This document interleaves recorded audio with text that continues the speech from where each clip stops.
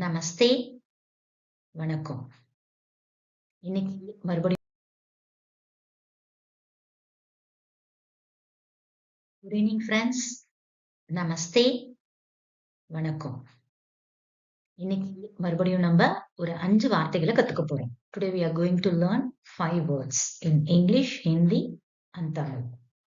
हम आज 5 वर्ड को सीखते हैं हिंदी में, इंग्लिश में और तमिल में. अभी हम लोग सीधा जाएंगे क्लास पे. So here you can see 5 words. यहाँ पे आप लोग 5 वर्ड को देख सकते हैं. இங்க 5 வார்த்தைகளை நீங்க பார்க்க முடியும்.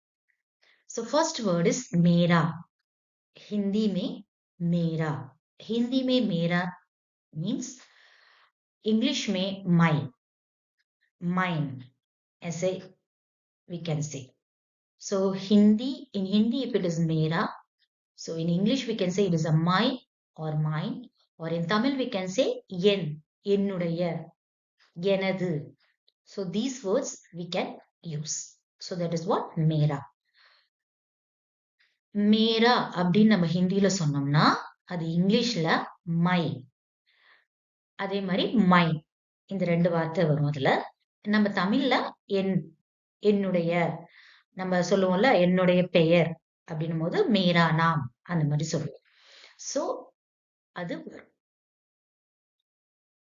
So Mera in English my or mine. So second one is हमारा.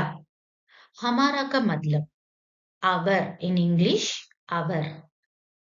In Tamil it is நமது. In Tamil it is நமது.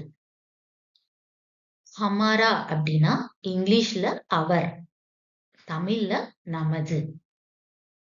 आपको, आपको ऐसे बोलना है तो इंग्लिश में ये to you. तमिल में உங்களுக்கு. आपको देना है, so तमिल में உங்களுக்கு கொடுக்கணும். Want to give to you, so आपको to you உங்களுக்கு தமிழ்ல. आपको इंग्लिशல to you, தமிழ்ல உங்களுக்கு. उसकी, उसकी में इंग्लिश में वो her और hers. तमिल में அவளுடைய, तमिल में அவளுடைய. उसकी in English, இங்கிலீஷ்ல her or hers அப்படின்னு சொல்லுவோம்.